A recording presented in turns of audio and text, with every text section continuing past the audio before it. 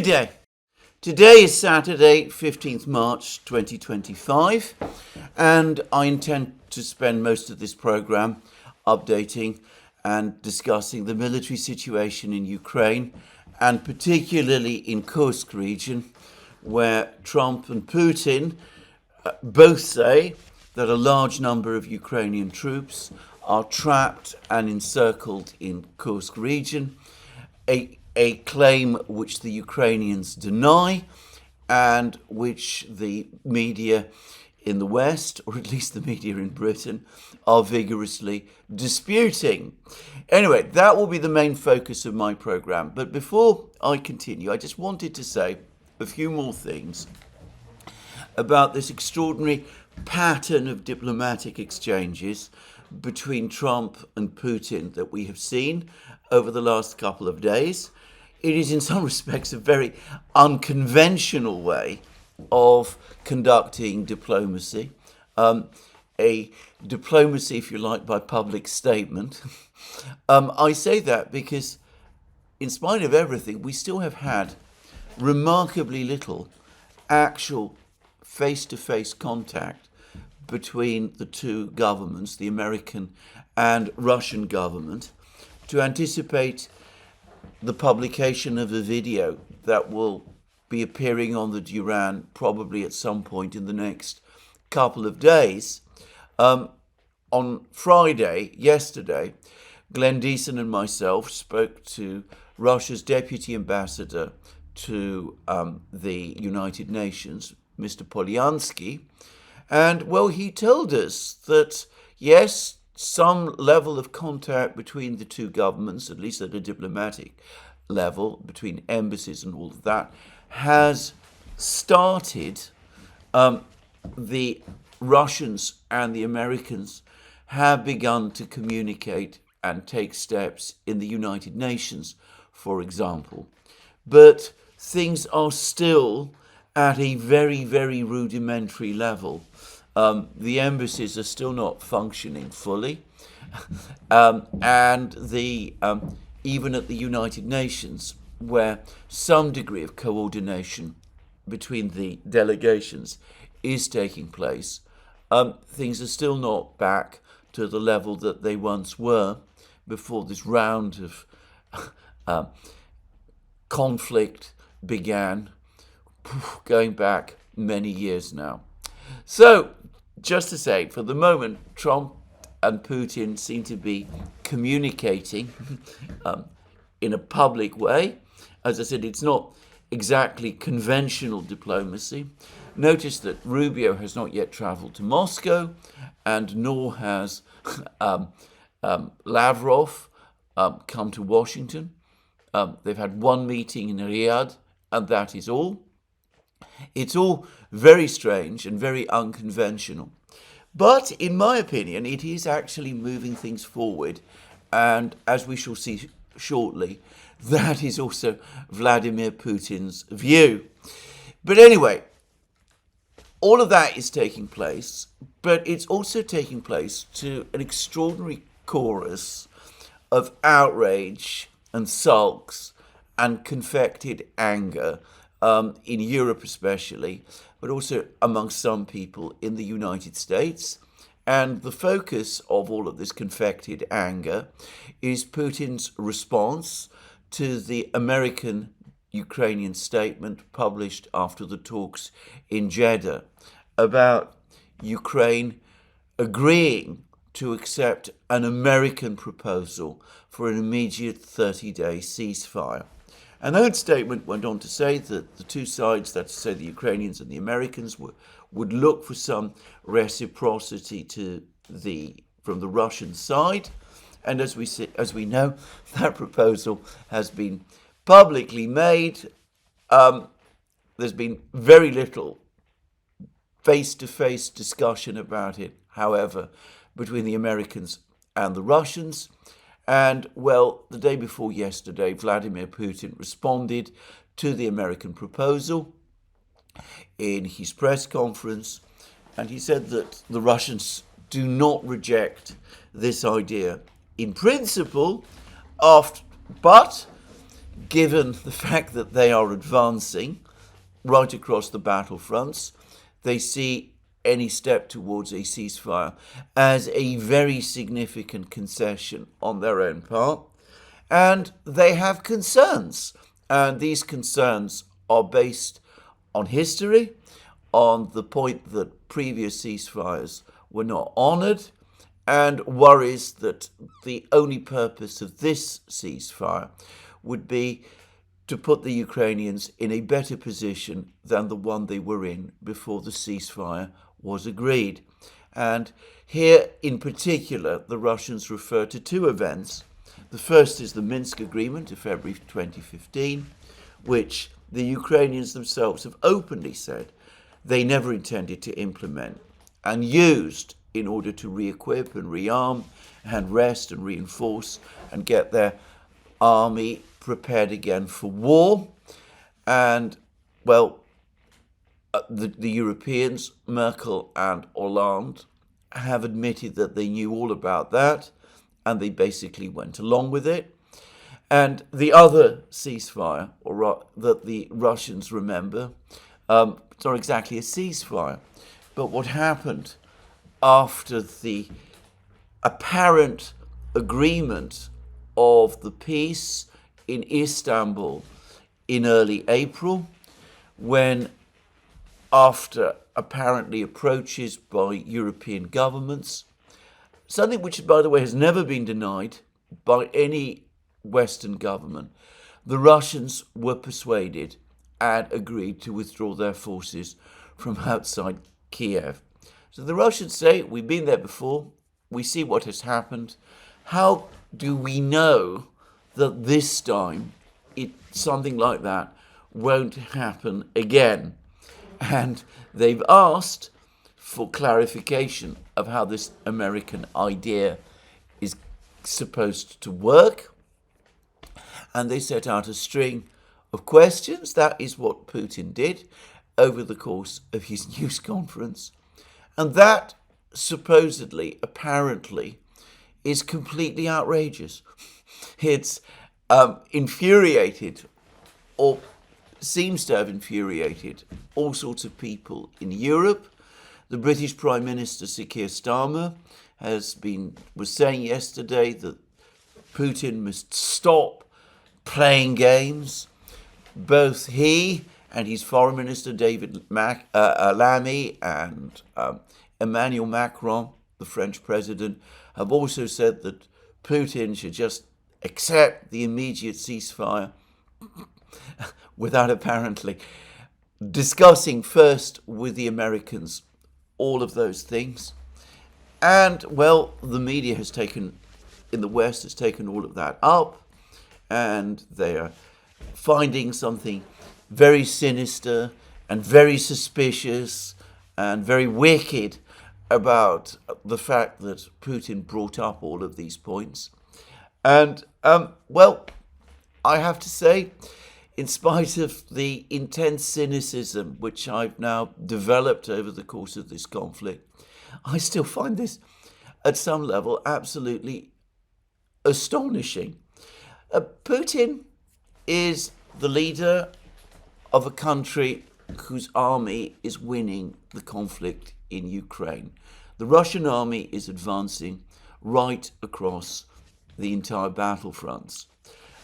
You may or may not agree with the Russians' account of what happened in previous ceasefires. For the record, I do.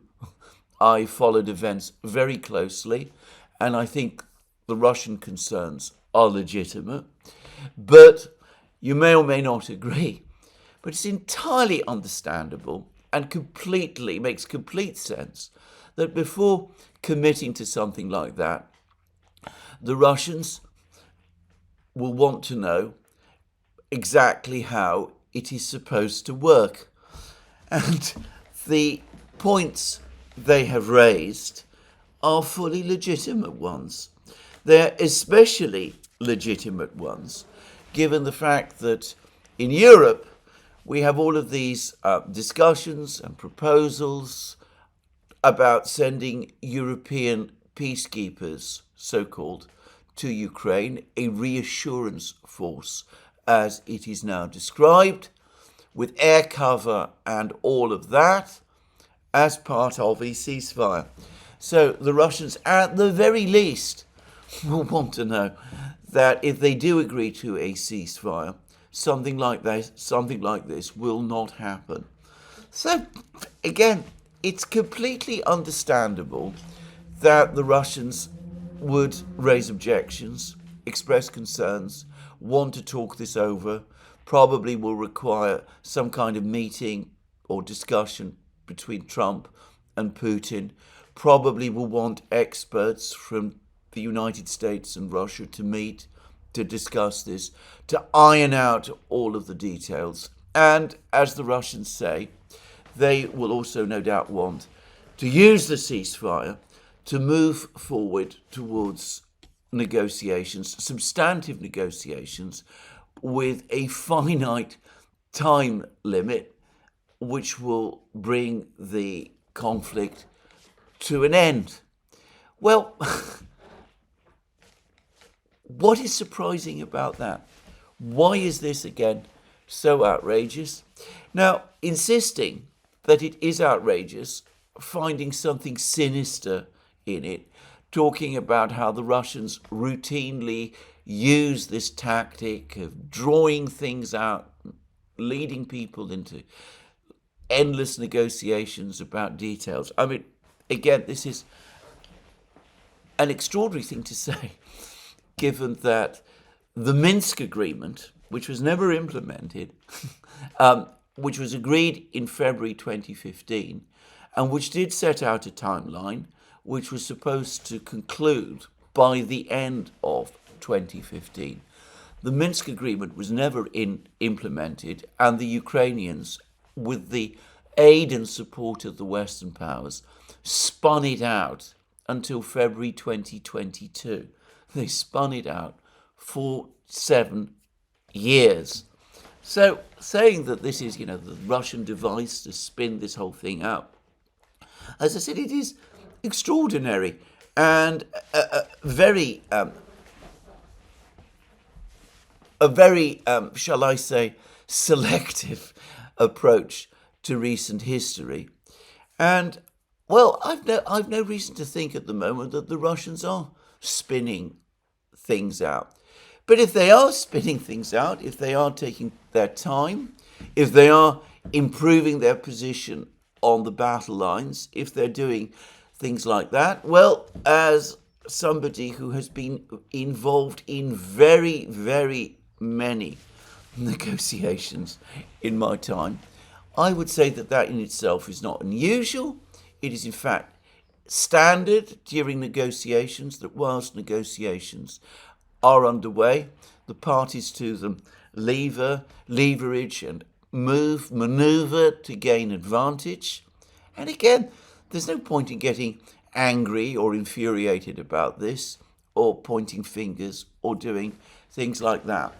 Now, the reason I make this point is that I am starting to wonder whether for some people the ceasefire itself isn't, in fact, in the end, important at all. Whether the real purpose is not to actually agree a ceasefire or a negotiation to settle the conflict, but to put the Russians and Putin personally in some kind of embarrassing position. It all started with that rather unfortunate comment of Secretary Rubio in Jeddah, when, after the Ukrainian American statement was published, he said that the ball was in Russia's court. I never thought that was a wise thing to say. Again, as somebody who's been involved in negotiations, I would say that that sort of language ought to be avoided. But I didn't attach any particular significance to those words. But right across Europe, people seized on them. Government after government repeated them. And they all seem to have been taken by surprise and outraged when the Russians, instead of, I'm not exactly sure what with the ball, instead kicked it back to the Americans and the Ukrainians with a list of questions written on. What did they seriously think was going to happen? Is it, as I said, that they really want to use the idea of a ceasefire to embarrass the Russians, perhaps with some plan to persuade Donald Trump that the Russians are not really taking him seriously, are not taking the negotiations seriously, they're not paying any attention to his attempts to end the conflict? Is that the purpose? To turn Trump against Putin so that we can go back to sanctions and arming Ukraine and doing all of those things? Or is it to get the Russians to agree a ceasefire and then settle the terms of the ceasefire later, and using that process to get the British and French troops inserted into Ukraine?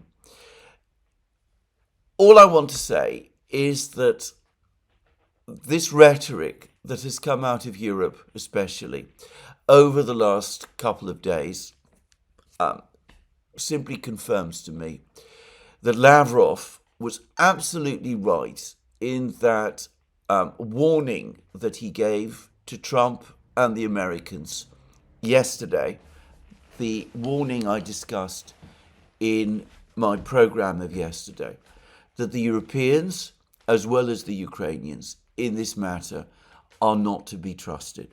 Anyway, let me move on and say a few further things, which is that, of course, we've had this exchange between Trump and Putin, these public exchanges, and the latest events, the interesting events, the ones that lead me back to a discussion of the state of the conflict, originate with one of those two posts by Trump that he made on Truth Social, which I discussed yesterday.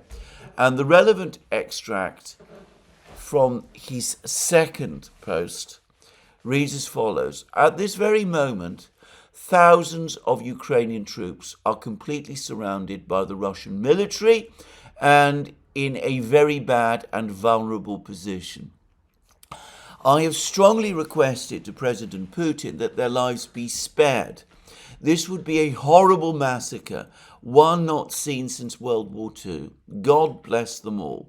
That was what Trump said in his Truth Social post.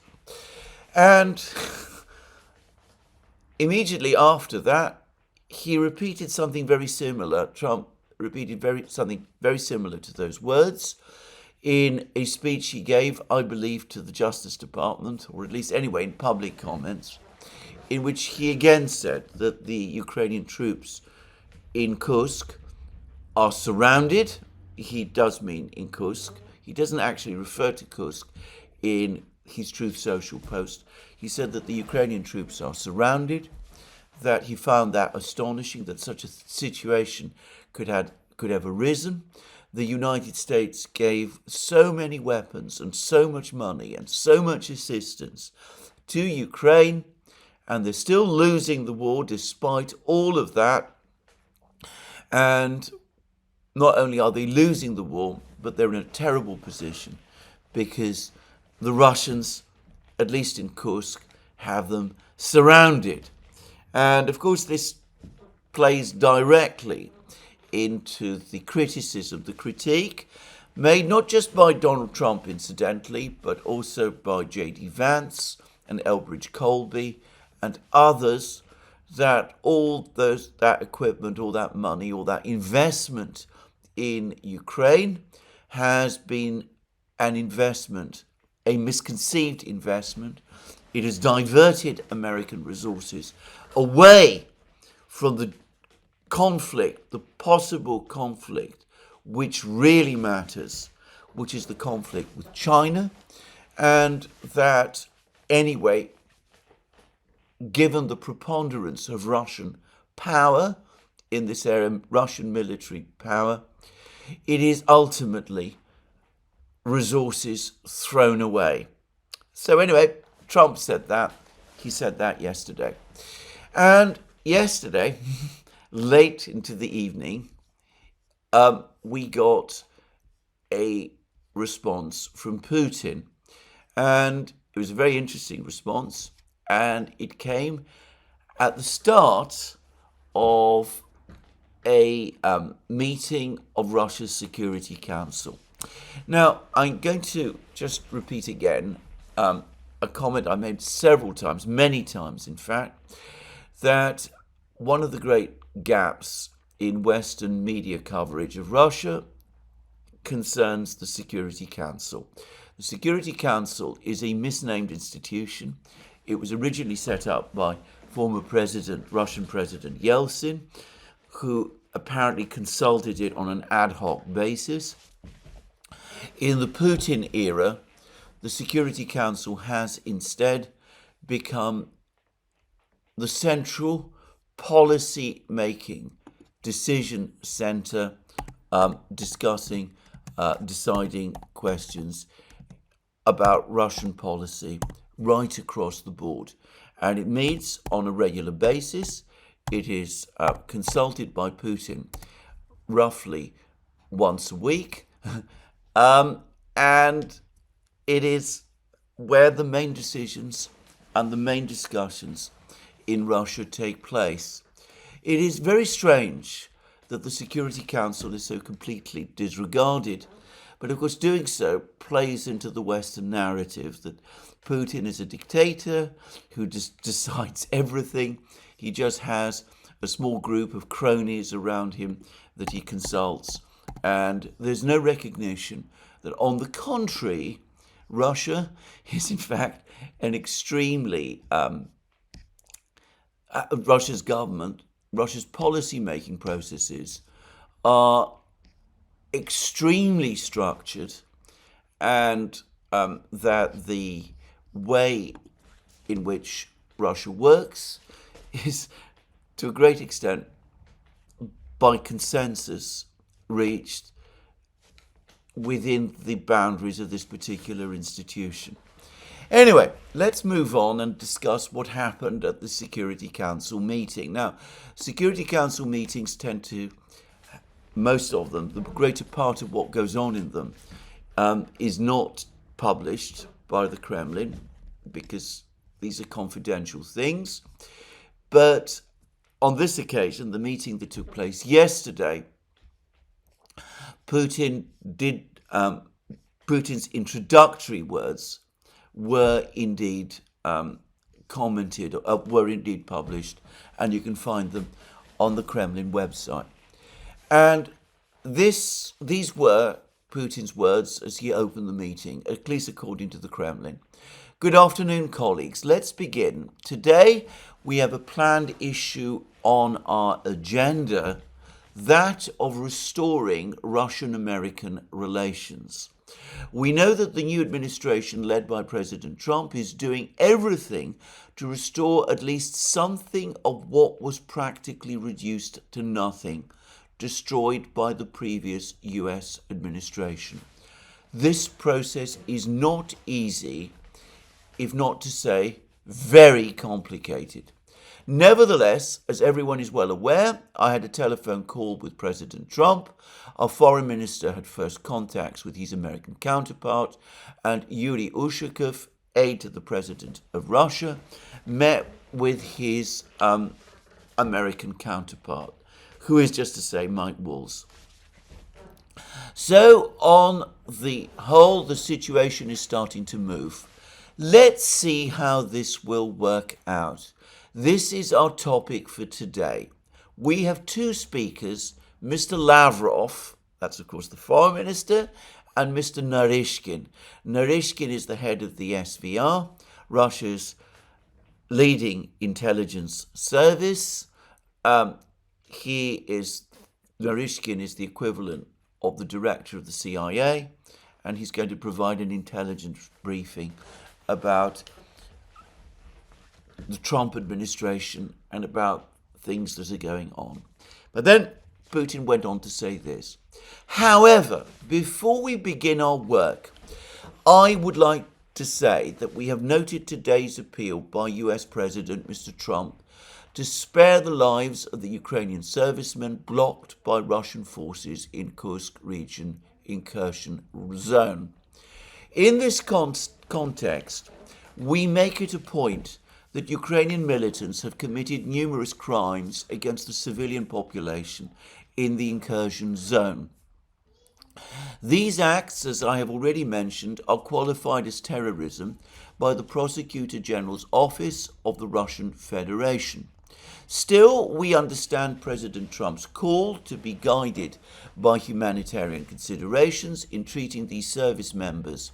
In that regard, I stress that if they lay down their arms and surrender, they will be guaranteed life and dignified treatment as per international law and Russian legislation. To have the President's call effectively implemented, the US President's call effectively implemented, a relevant order is needed by Ukrainian military political leadership to its armed forces to lay down arms and surrender. I suggest that we move on to the agenda for which we have gathered today. Mr. Lavrov, please take the floor. So, Trump says that these Ukrainian troops in Kursk region are surrounded by the Russians. This flows from comments previously made by Putin and by various other commentators as well. And Putin is responding. Trump says that he wants the lives of these people spared.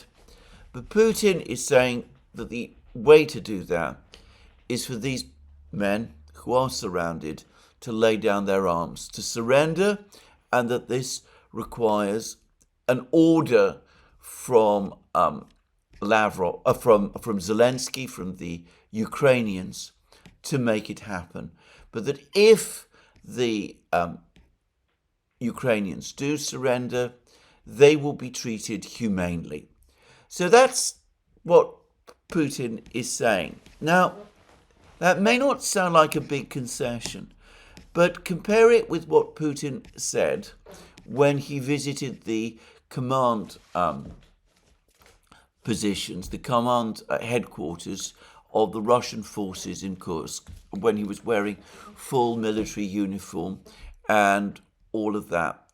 And over the course of that visit, after he heard a briefing from the military chiefs there, he said this: in accordance with Russian law, we regard those who have invaded the Kursk region as are committing crimes against the civilians there and fighting against our armed forces, law enforcement, and special services as terrorists. That is how the Prosecutor General's office has qualified their activities, and it is under Articles on Terrorism that the investigative committee has initiated proceedings against them. Mr. Gerasimov has mentioned prisoners of war just now. However, we must certainly regard these people primarily as terrorists, in accordance with the laws of the Russian Federation. We provide and should continue to provide humane treatment for all those we capture. On the other hand, I would like to remind you that foreign mercenaries do not come within the purview of the 1949 General Convention on Prisoners of War. So, when he visited Kursk region, Putin was taking an absolutely implacable line. He was saying these people are not prisoners of war if they're captured. They're terrorists and they should be treated as such. That is how they should be construed under Russian law, and he claims under international law as well. And he even goes so far as to say that the 1949 Geneva Convention on Prisoners of War therefore does not apply to them. Now, I should say here, by the way, that I disagree with Putin on all of these points, but then my opinion on these questions is neither here nor there. That is the position that Putin took when he visited Kursk a few days ago. Now he is being altogether more moderate. He is saying that, on the contrary, because Trump wants these people to be treated humanely, we should in fact treat them humanely. We should in effect treat them much more like prisoners of war. But what they need to do, what they should do, is surrender, and of course they need a decision by their leadership in Kiev in order to do that.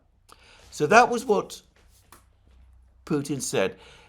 It is actually a shift of position from a completely implacable one when he went to Kursk region on Wednesday to a much, much more conciliatory one after he read Trump's Truth Social post on Thursday when he addressed his Security Council. So, there we go. Now, what exactly is happening, and are these people actually surrounded? Now, I have to say here that I have to say straight away here that, of course, I don't actually know. I am not physically present in Kursk region. I do not speak to the commanders of the Russian army or of the Ukrainian army. I am not in touch with soldiers on the ground. The nearest contact I have to what is going on on the ground comes from Patrick Lancaster, who we occasionally speak to. We're privileged to do programs with on the Duran, and of course he does speak to Russian soldiers in the field, but I do not. I have to rely entirely on public reporting of what is actually going on. But I do recall this. All of these Western media outlets that are accepting the Ukrainian denials, the Ukrainians are vigorously denying that their troops in Kursk region are surrounded. The Western media say that there is no evidence at all that these Ukrainian troops are in fact surrounded. What precise evidence are they seeking? I mean, given that the Western media itself does not visit the battlefronts, they don't do the kind of things that Patrick Lancaster does. They don't send their people right to the contact line and expose themselves to the drones and all of those things in the way that Patrick Lancaster does. Just to say, so what is the evidence that they say should be provided that these troops are either surrounded or not surrounded?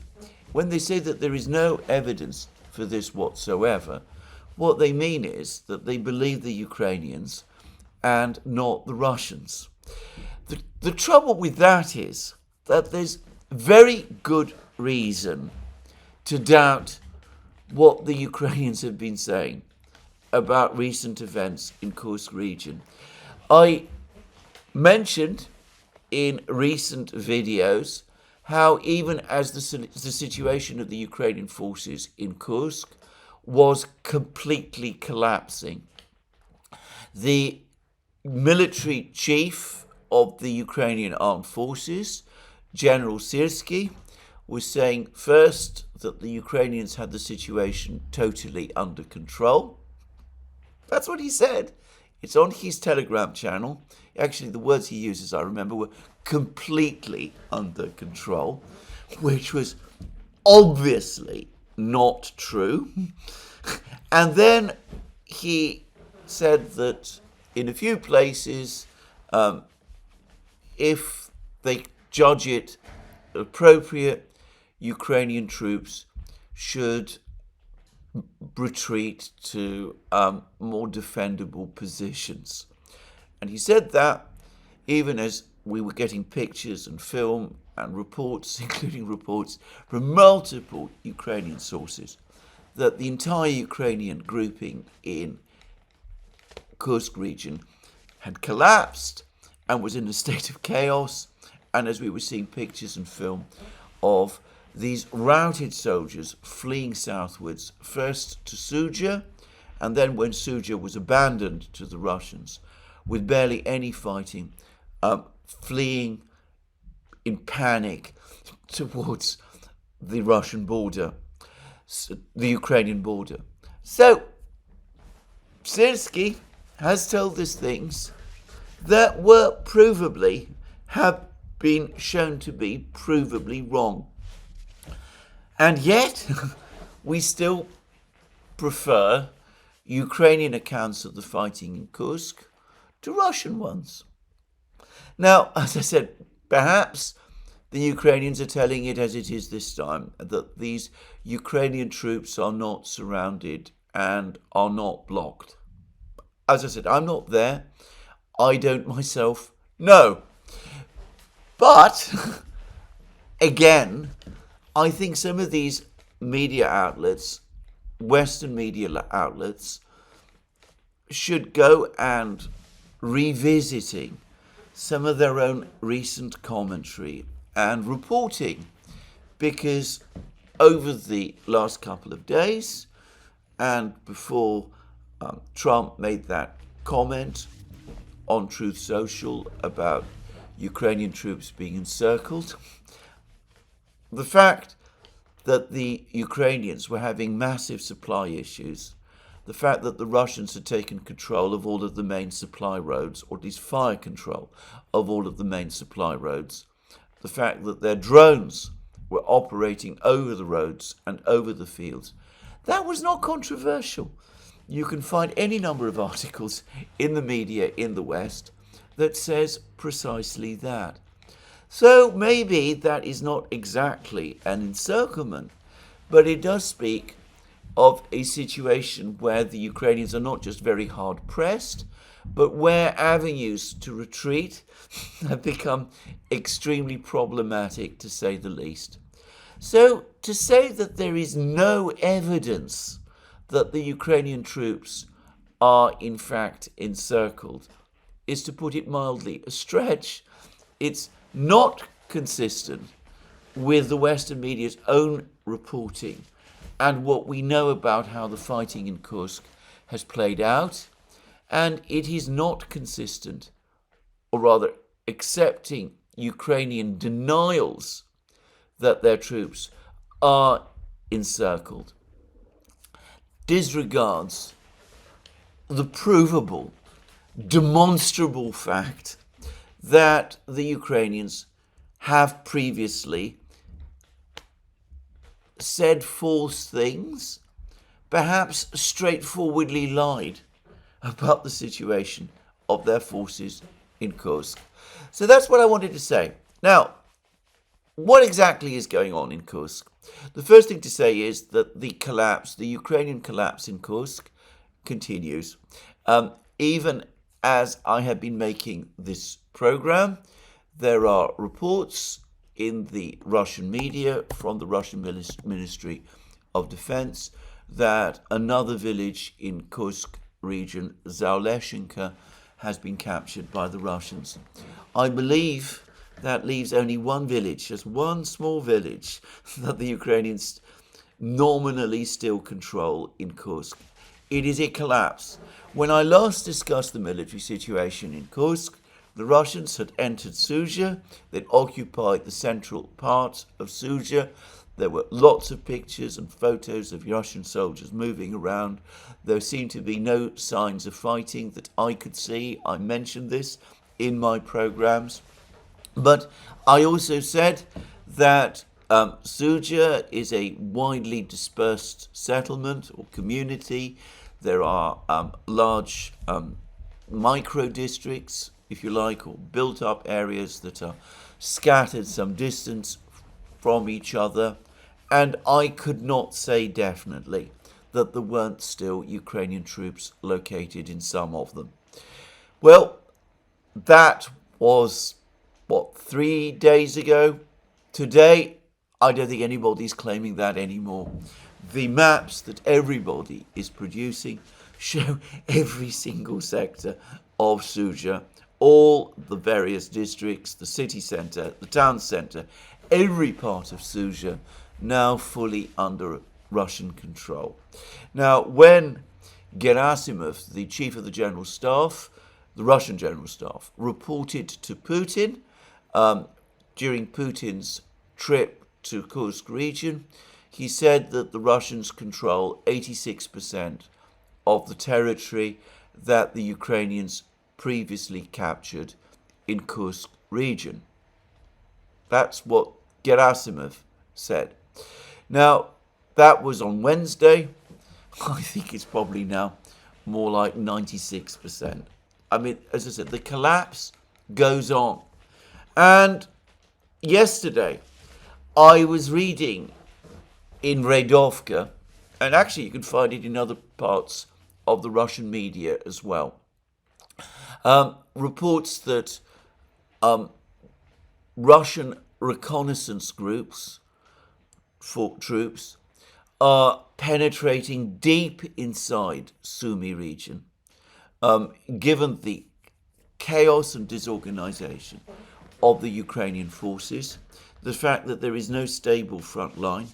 The Russians are able to send what are referred to as sabotage and reconnaissance groups deep into Sumy region, scouting out the territory, and that all of this suggests that a major Russian offensive into Sumy region is being prepared by the Russian military, and that is consistent with what Putin said to the military when he visited Kursk region, that the Russians should consider establishing a buffer zone on Ukrainian territory in Sumy region to prevent further incursions into Kursk from taking place again.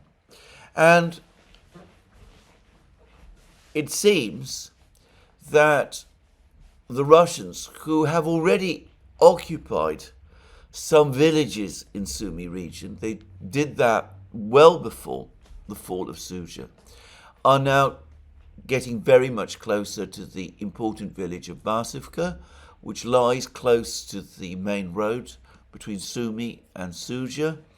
And if they capture Basivka, well then, if there is a already an encirclement of a kind, well, you could say that it isn't just the question of the door being shut, but of the lock being turned as well.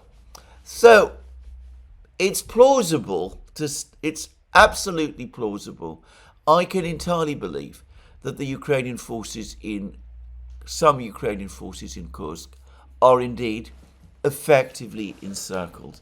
That doesn't mean that there are Russian troops in a ring right round them, but that all of the exit points are now effectively closed because of Russian artillery and drones, and that retreat for many hundreds, perhaps thousands of Ukrainian troops has now in effect become impossible, and that their entire command and organization has in effect broken down. Now, there are Russian reports about this, and they are starting to say that there are between 5,000 and 7,000 Ukrainian troops caught in the bag. One report that I just saw put it at just under 5,000. Others, as I said, put it higher at up to 7,000. The Russians have come up with figures like this in the past when Ukrainian troops have been encircled. They've usually overstated the number of Ukrainian troops caught in any particular bag, but it does seem as if we're talking about a significant number of Ukrainian troops. Again, I have no reason to doubt this. And I get to say something further. Yes, Putin has talked about it. Yes, Gerasimov, the Chief of the General Staff has talked about an encirclement of Ukrainian troops in Kursk region. But Trump is also the President of the United States. He is regularly briefed by the US intelligence community. Presumably, he has his own sources of information which can corroborate this story independently of what the Russians are saying. So, whilst, to repeat again, I don't know whether there are thousands of Ukrainian troops surrounded in Kursk, all of the known facts do support that conclusion. And if they are not exactly surrounded in Kursk region, they are clearly in very great difficulties. So, what should they do?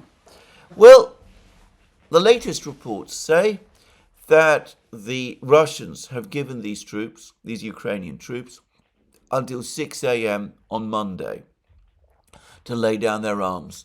So far, apparently, there's been no surrender order communicated to these Ukrainian troops by their command in Kiev. I don't expect that there ever will be. Perhaps if he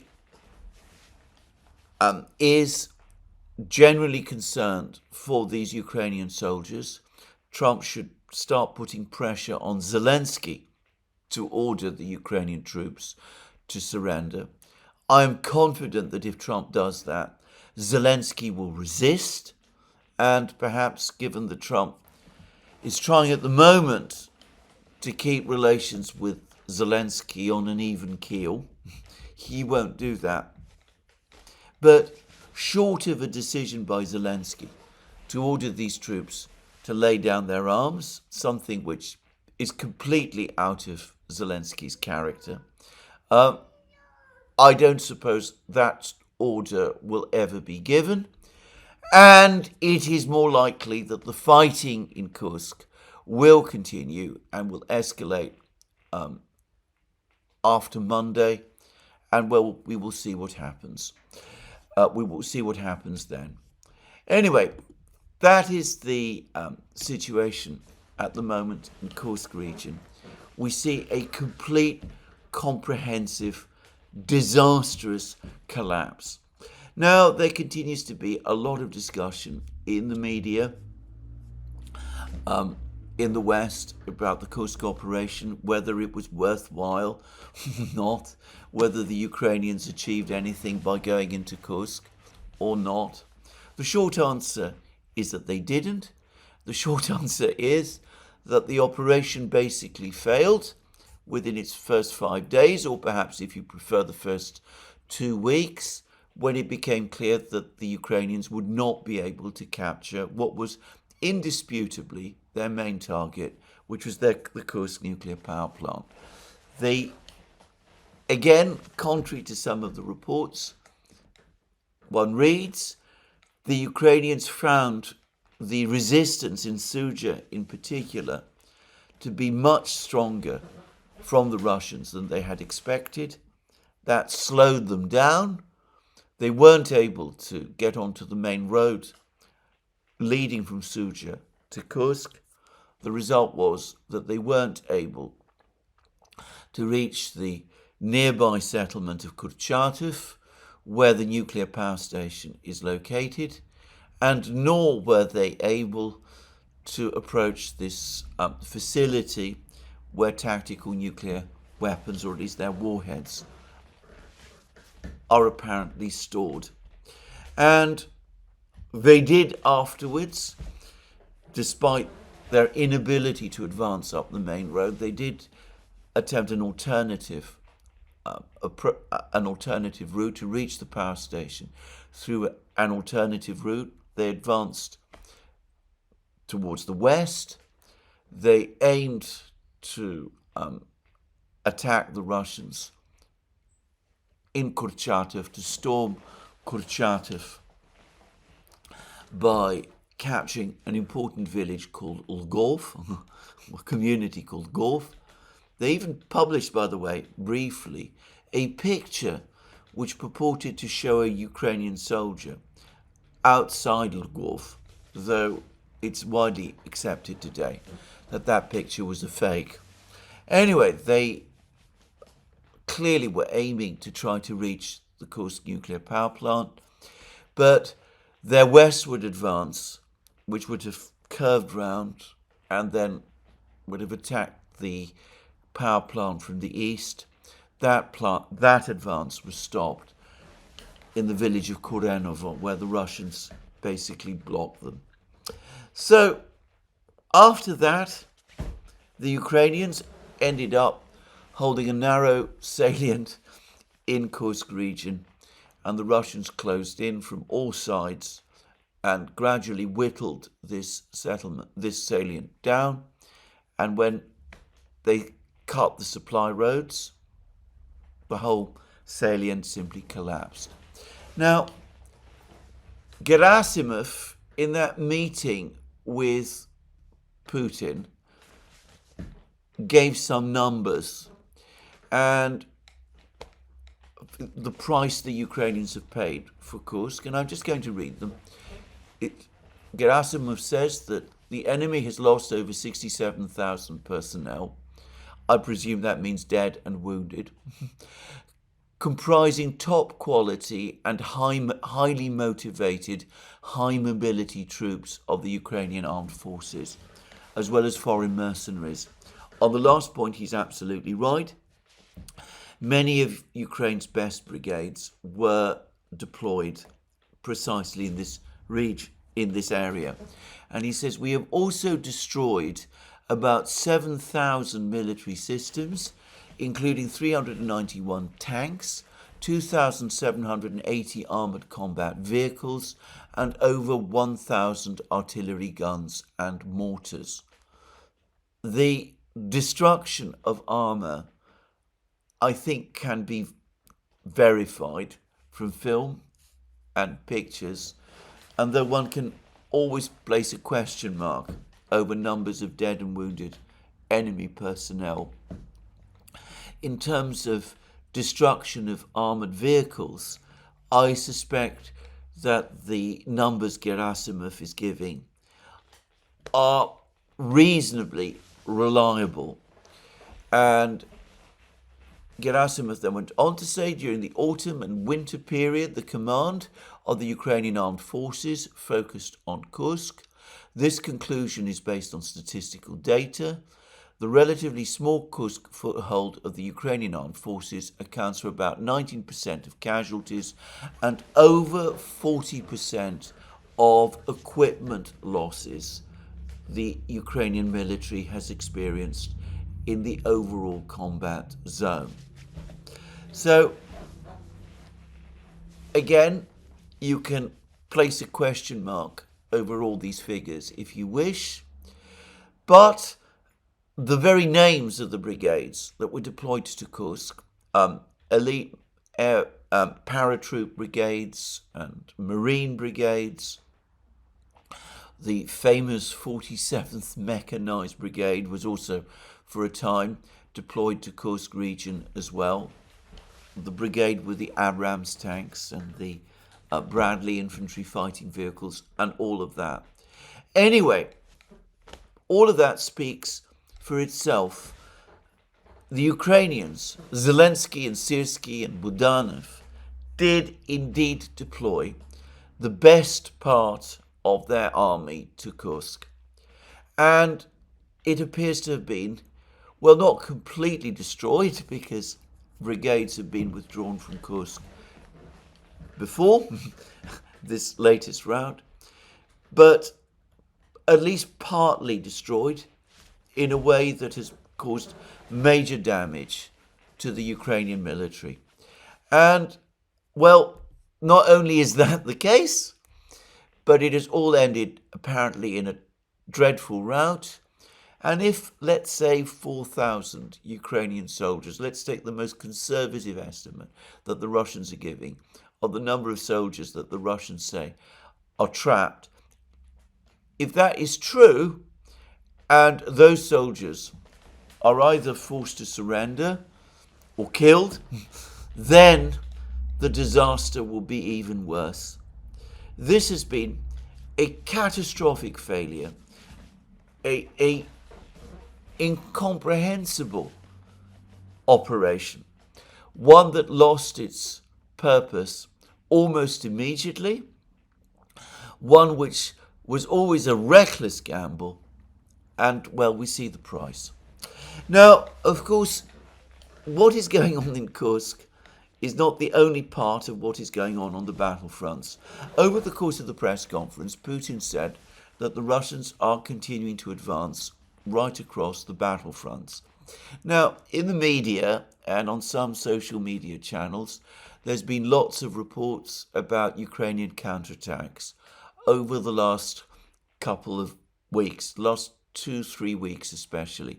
Counterattacks in the Pokrovsk area, counterattacks in the Toretsk area, counterattacks against the Russian forces west of the Oskol River. I have never myself believed that these counterattacks were quite what people took them for. They looked to me more like raids, the Ukrainians trying to take advantage of the fact that it seems that in February, at the end of February, the Russians carried out a major rotation of their troops. This is unsurprising. The Russians have been continuously on the offensive since October 2023. Throughout that time, they've captured Avdiivka, Krasnogorovka, Toretsk, Selidovo, Novgorodivka, Ukrainsk, Vuhledar, all of these places, many more, Ocheretino, many more. This has been a year of rapid advance and often very, very tough fighting. It's completely understandable that brigades are being rested and re-equipped and reinforced, and that in some cases new troops are taking over, new brigades are taking over from old brigades. So it's unsurprising that the Ukrainians started to conduct operations along the front lines. They tried, remember, to conduct offensives in Kursk region itself. They made an unsuccessful attempt in January to capture the village of Berdin, though again, I was completely unable to see what the objective of that local offensive was. But the point is that these raids, these minor attacks, have achieved nothing. In the Pokrovsk area, according to Redovka, which I, by the way, believe to be reliable, Kotlino, which was the place that the Ukrainians were trying to capture, remains under Russian control. The Ukrainians claimed at one time to have recaptured the village of Uspenivka, but that apparently has now also, most of the Russian positions that had previously been established in that village have now been recaptured by the Russian military. The Ukrainians have made several attempts to recapture the village of Peshanye. All of these attempts appear to have failed.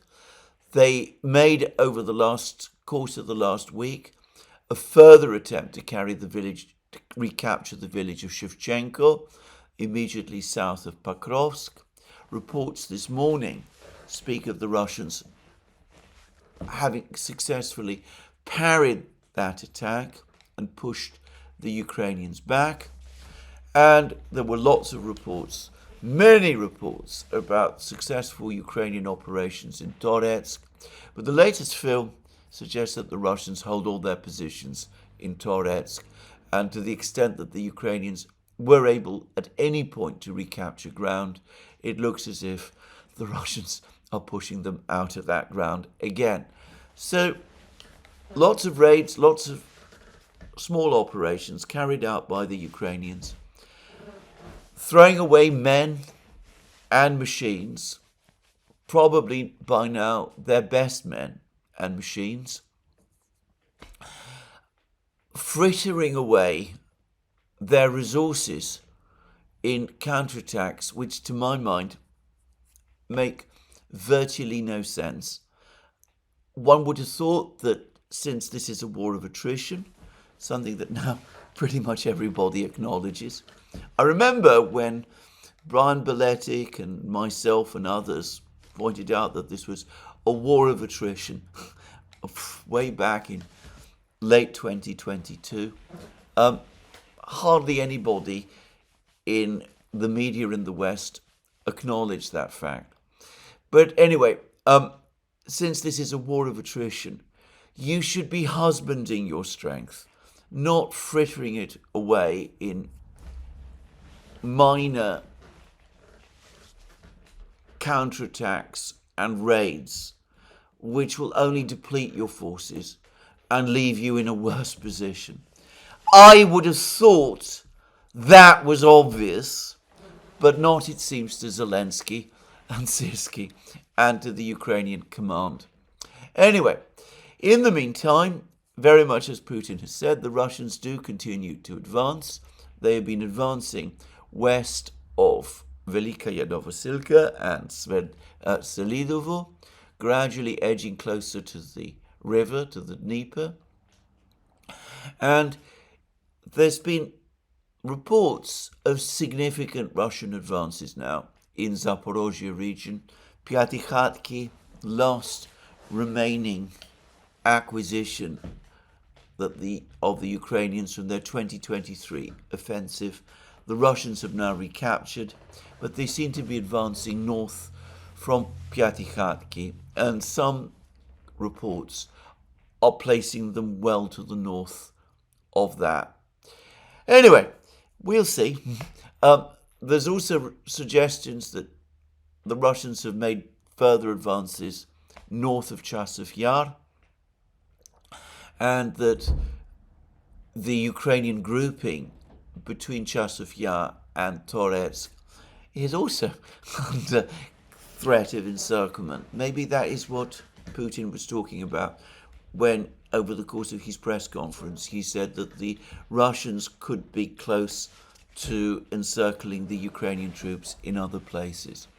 Meanwhile, the Russians continue to launch missile strikes across Ukraine, mostly lately with ground-based Iskander missiles, and drone attacks, Russian drone attacks, continue to take place across Ukraine as well.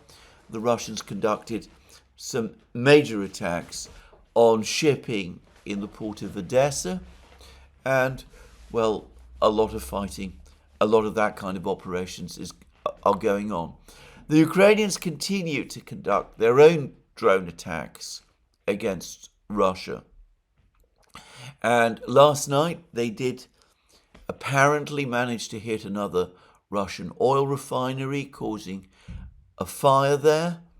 But a lot of the pictures that I see are of damage done to various big apartment buildings in Russian cities, including Moscow. I suspect that what's happening is that the drones are being jammed or shot down, and that their debris is causing all of this damage.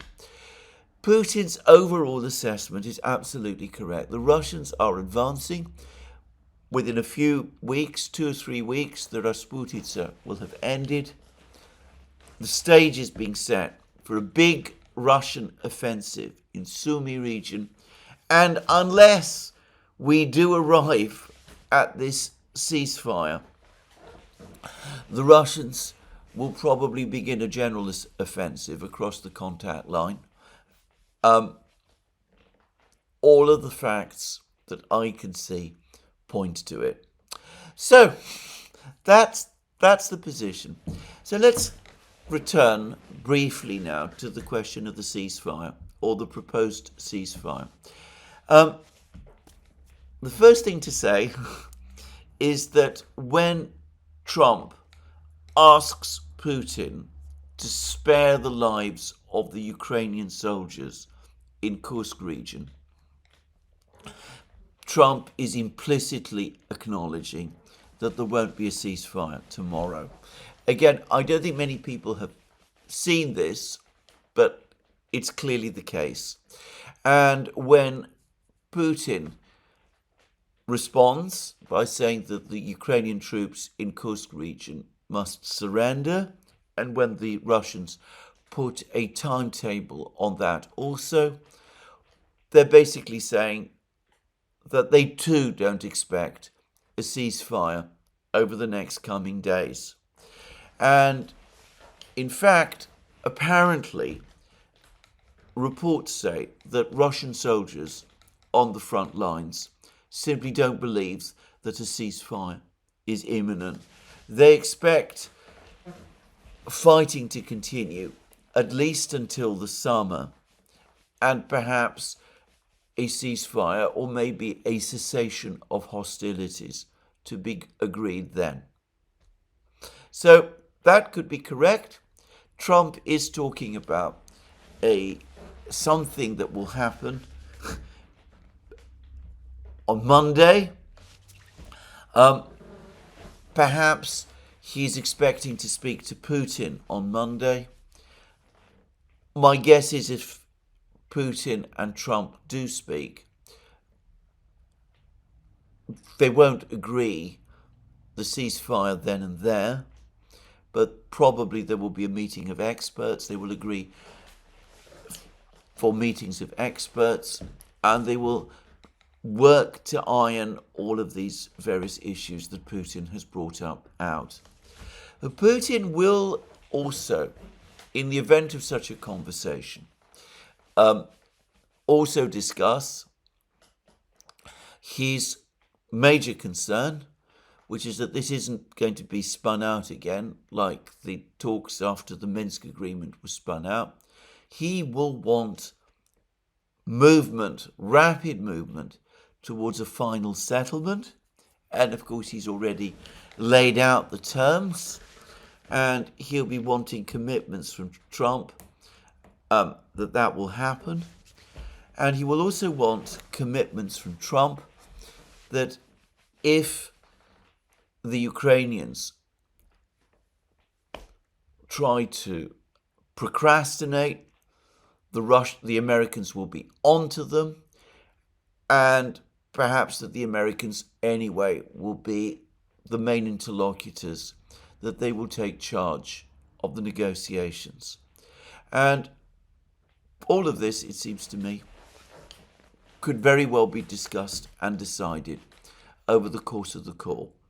And subsequent to that, Putin, as I discussed yesterday, has spoken to MBS, the Crown Prince of Saudi Arabia, and that looked to me very much like a discussion about using Saudi Arabia as the venue for the actual forthcoming meeting between Trump and Putin, which will probably take place sometime this month.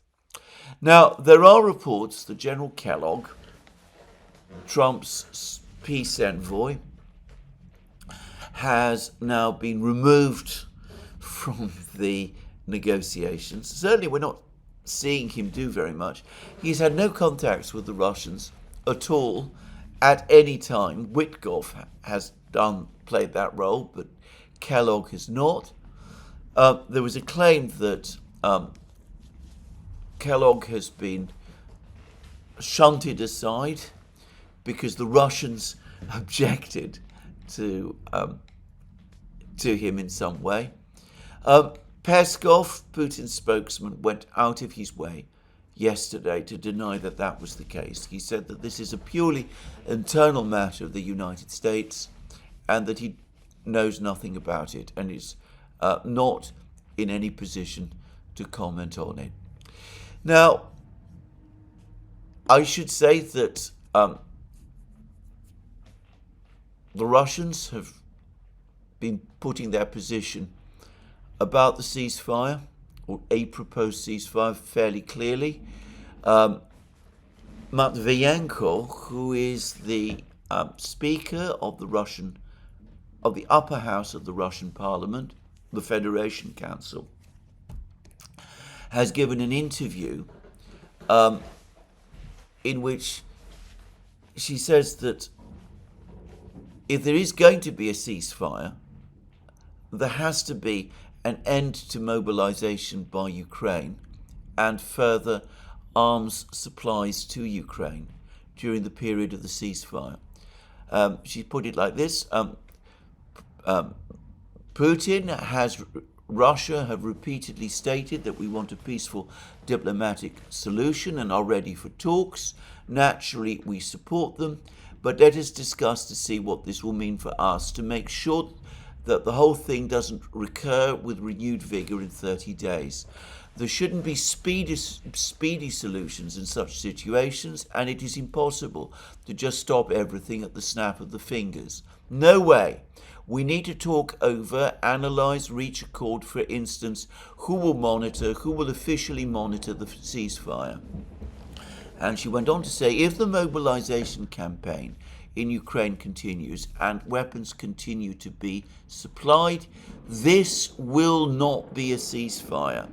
I think detailed negotiations on these matters will be held over the course of the next few days. So probably starting from Monday, we're going to see a major intensification of diplomatic activity.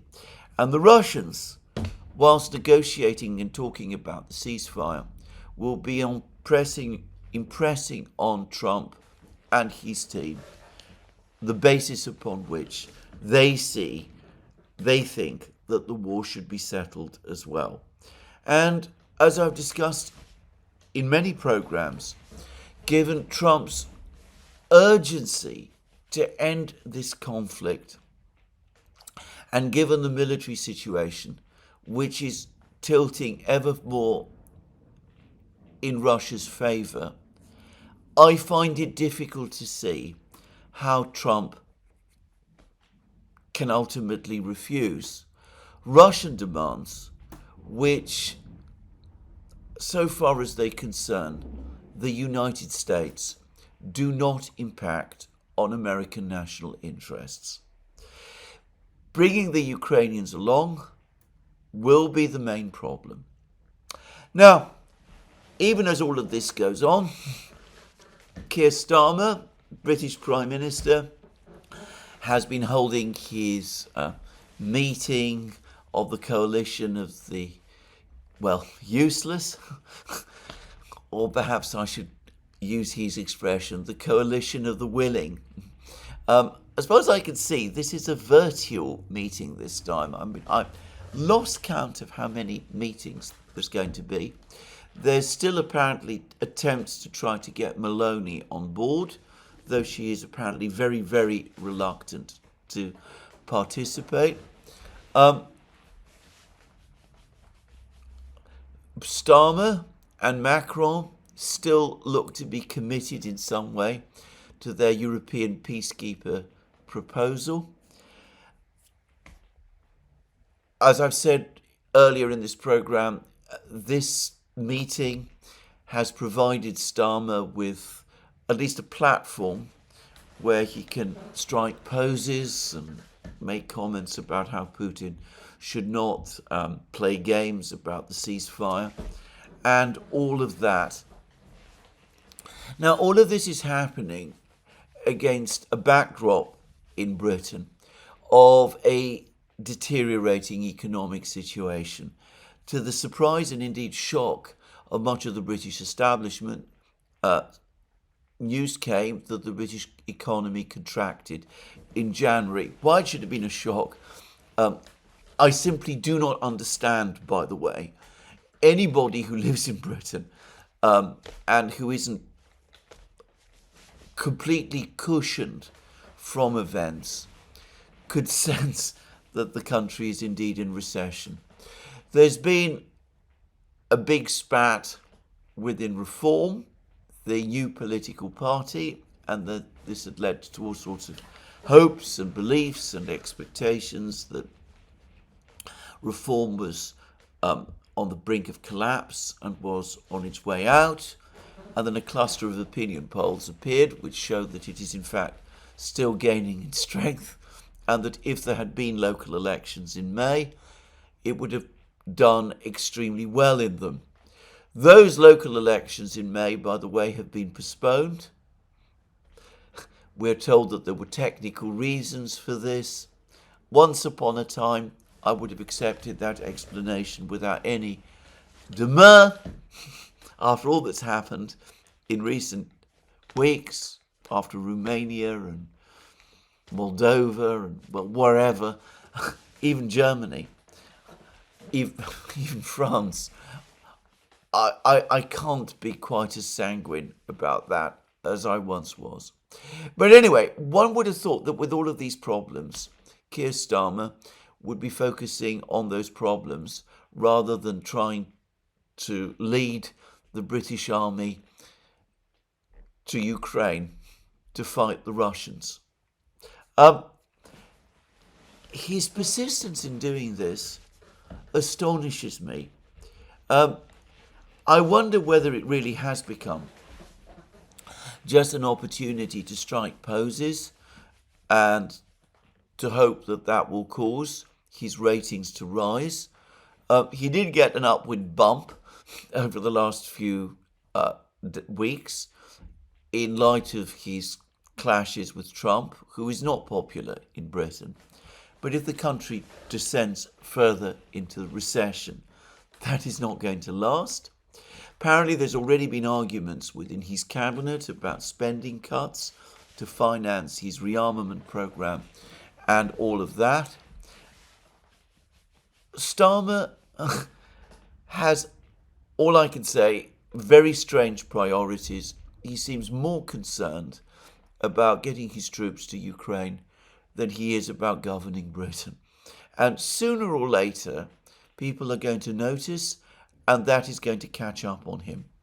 But anyway, they're all meeting, they're all talking, and in my opinion, what they're also doing is they are exposing, the Europeans are exposing their complete lack of relevance in what is happening. The real discussions are not taking place in London.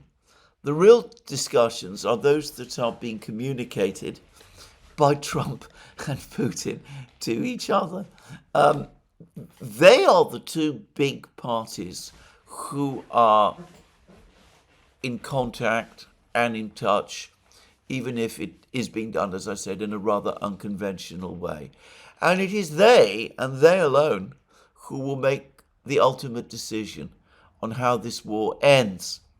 All the Europeans are doing is exposing their own impotence. By the way, this was also true after the meeting in the Oval Office between Zelensky and Trump. As we all remember, that meeting went extremely badly. Zelensky then toured Europe. The European leaders embraced him. Starmer hugged him outside Downing Street. But when it actually came down to putting money and weapons and support and intelligence and all of that on the table, it became immediately clear, even to Zelensky, that the Europeans weren't able to come up with anything at all. Certainly they're not in a position to take the place of the United States. So here we have the Prime Minister of Britain wasting everybody's time, making a huge amount of noise, striking poses, annoying the Americans, infuriating the Russians, and ultimately achieving nothing, even whilst Britain itself continues to descend economically into a deeper recession and cracks start to appear in his own party. I find this all very difficult to understand. Starmer doesn't seem to me to be much of a politician, if I can say. But there it is. I'm not going to waste more time on this. I don't think what Starmer and the Europeans say matters very much. It is the dialogue between Putin and Trump that matters. We now have, finally, a dialogue between the Russians and the Americans. There hasn't been one for 3 years, but it is now well underway, and ultimately it will decide the fate of Ukraine, and perhaps even of Europe as well. Anyway, this is where I finish today's program. Be more from me soon. Let me remind you again that you can find all our programs on our various platforms, Locals, Rumble and X. You can support our work via Patreon and Subscribestar and by going to our shop. Links under this video. Don't forget to check your subscription to this channel and tick the like button if you've liked this video. Be more from me soon. Have a very good day.